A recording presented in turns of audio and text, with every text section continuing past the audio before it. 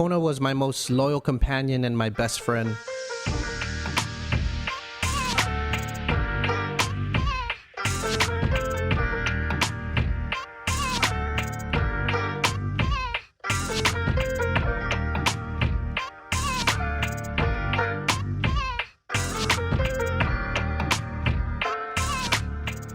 He was born in June of 2006 in what we estimate around June 30th. I say we because I actually got Kona and his brother Tanu with my two cousins Bim and Fugs. And when our relationship sort of went a little bit downhill, I ended up with the dogs. And now that I think now back on it, and it was very likely in a selfish act that I got the dogs. We were all taking care of them, and maybe somehow I felt that I was taking care of them more, so I deserved them. Was it a smart decision as a young kid, young adult? Probably not, because I didn't have a lot of money to take care of them the way I could have, but I did my best as a college student. And so a lot of my time was spent around these dogs, and I'll talk about Tanu for a little bit and then spend time talking about Kona. Tanu was the nighttime to Kona's day. He was completely opposite dog, but he was a brother. He was his brother from the same litter. He died in 2015 due to a poisoning. I didn't do one of these audio obituaries, but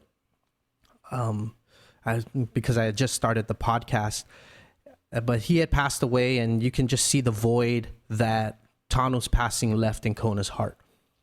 So Kona, he was a very not well-behaved dog. He was very active, very hyperactive.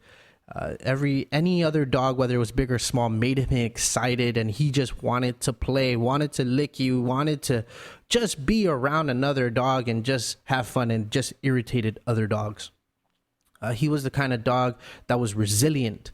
Anything that he went through kennel cough. He had this huge scar that was probably about 8 inches long and 3 inches wide on his back when he laid on cactus, and his skin festered, and he pulled through it.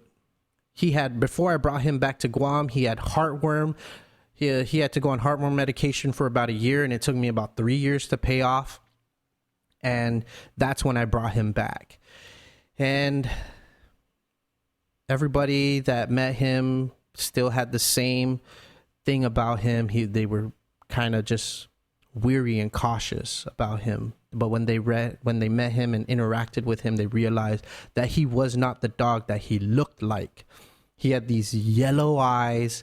He was a rust-colored brindle with black stripes going down his side, and he was just a beautiful, beautiful, beautiful dog. But in as much as I trained him, he was still very naughty. I can share many stories. Him and his brother actually spent time in LA with my friend James, and they spent about, I want to say, a year with him.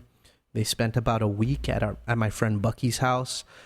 Kona actually spent, I want to say, 5 months with my friend Kiko Man, and Tanu was staying at my friend Kiko Man's house, and Tanu was staying over at my sister's house. And then somehow Kona ended up back with my sister for the next couple years, and then we started working on the process to bringing them back home.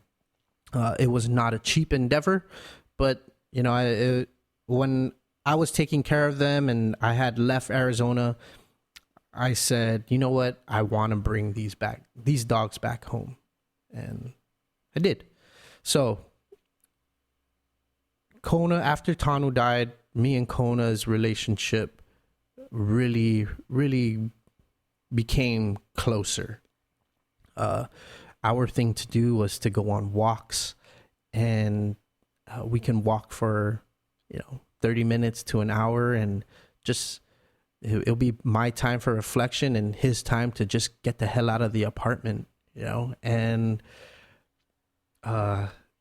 it's times that I cherish now that he's gone, because I don't do it so much. I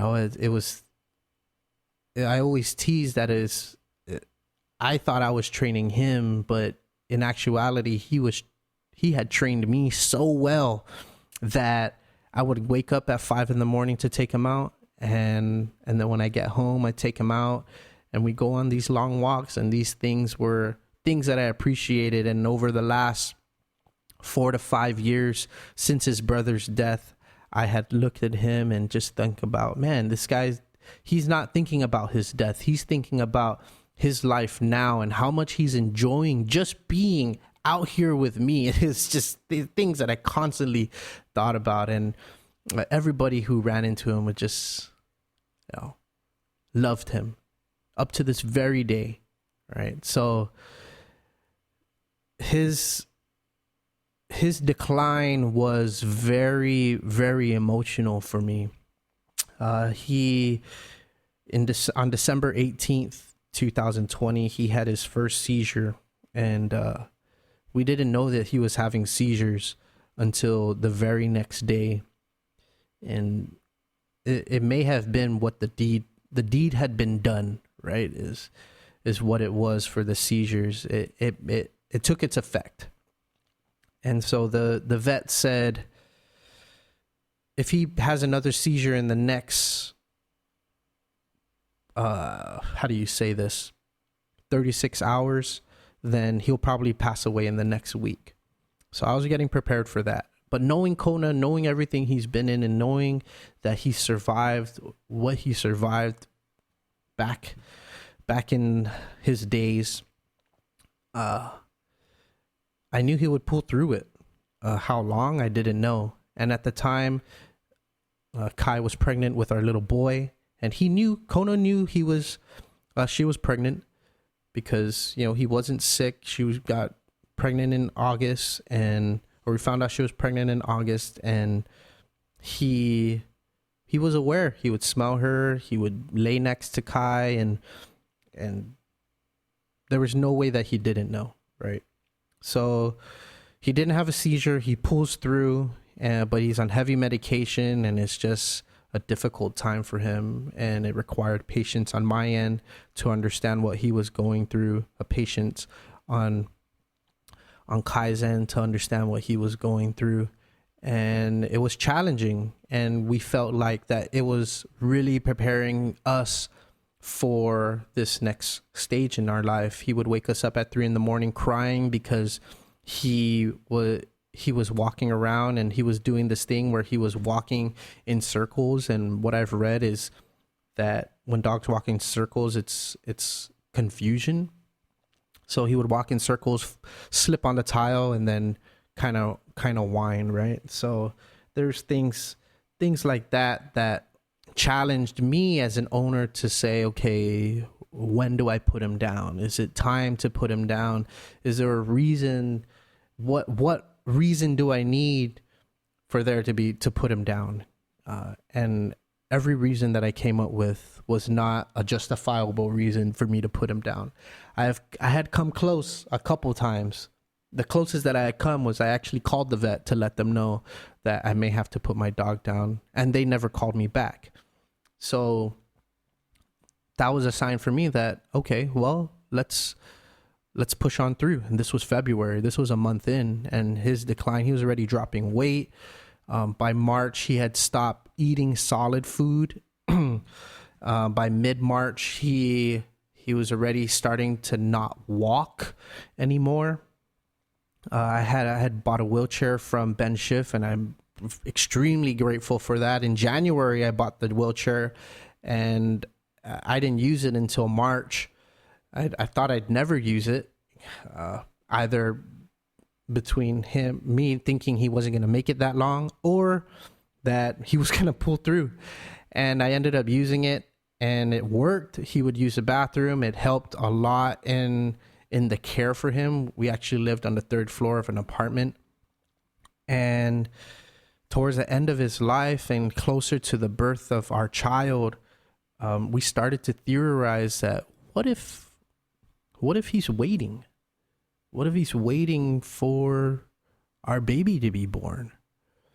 And it was a big theory and something that we never really held on to. So baby's born. He's sick. He's definitely towards the end, and he can go at any day. He could have went 2 weeks before that, a week before the baby was born. And after the baby was born, I came to the house because we were still at the hospital. I came over to the house to check on him, change up his dressings. He was already getting these bed sores because he wasn't walking anymore. So he had these open wounds. And so I would clean it, dress it up, make sure he ate. I was processing dog food, putting it in hot water and making like a porridge so that he can get some sort of sustenance to keep him going. I wasn't trying to keep him alive, but I wanted him to go at his own time. After the vet didn't call me to put him down, that was the decision I made, was I'll put him, I want him to choose when he's going to die. If I'm going to keep going back and forth on deciding when I should choose his death, it just doesn't feel right. It wasn't sitting well with me. So I didn't put him down. I took care of him as much as I can to help him push his life along and make him make the decision. And when you look at it from the outside, it seems like, man, what are you doing? Why are you making your dog suffer? But when you have a relationship with a dog and you have this sort of connection, and every time that you try and put down the dog, they give you signs or some kind of signal that, hey, I'm not ready. Why am I going to do it? Why am I going to continue pursuing it? So I didn't. And he decided his death. When we brought the baby home on Wednesday morning, we had introduced the baby to him, let him smell the baby's feet. And by then he was already on his last leg, you can tell. And that evening, when the baby was screaming his head off, he was also doing this howling, a howling he's never done in the last 4 months. And so I came out here to the living room where we had placed him and was consoling him, and it just seemed different. It felt different. So I sat there and just petting him, and within the next couple minutes, he was starting to just breathe, laborious breathing, and then he passed away. And then the baby stopped crying, right? So by then I'm bawling. I had already accepted that he was going to pass away. I had multiple cries in the last 4 months, and I didn't think I thought I was ready. I didn't think that I was going to cry, and I did. And I think the reason I did is because in the manner that he did go, right, it justified everything that I was doing for him and taking care of him, not trying to keep him alive, but taking care of him to allow him to decide his own death. And it was powerful. It was powerful for me, and it made me realize the real connection that we don't understand we have with dogs, and that they do really understand us. And he just wanted to meet our baby boy. He had spent the first 5 months before his seizures knowing that there was another life in Kai, and it seems like he wanted to be there and meet the baby. And it's significant for me because he represents the last 15 years of my life, from 2006 to 2021. And he closed that chapter. I didn't close it for him. He closed that chapter for me. And my baby boy brings in this new chapter. And I was talking to my friend about it, and he was saying that, maybe he knew that the time you were spending taking care of him needed to be spent taking care of your family. And powerful stuff. It's still on my mind up to this day. I think about it all the time. And if I had put him down, it wouldn't be the same feeling. It wouldn't still have this power behind it. And I'm glad I did what I did over the last 4 months for him. I promised him that, he was there for me all my life, all his life. In the last In the last moments of his life, I'll be there no matter what. So before I end this audio obituary, I just want to thank people that I mentioned earlier. I want to thank my friend James for taking care of him. I want to thank my sister Lonnie. She took care of him for about 2 or 3 years. Kiko Man, Bucky, everyone who's even just cared for him for a little bit, and loved on them. Thanks. And also to Ben Schiff for the wheelchair. Man, that thing came in clutch towards the end. And Sevi Siswiko, go check him out at Harper Valley Kennels. He does cremations, and he cremated Kona the night that he passed away. Or we were able to bring him to Sevi the night he passed away, and Sevi took good care of him, and we now have him in an urn with a puppy paw on it, and we get to keep him in our TV entertainment center. So that's it. Kona, he lived a good life, a long, fruitful one, and I'm gonna miss that guy, but he'll be forever in my heart, and his story will never leave my mind, and the way his passing will always remain such a powerful story for me. So thank you for listening to this audio obituary for my dog, Kona Ada.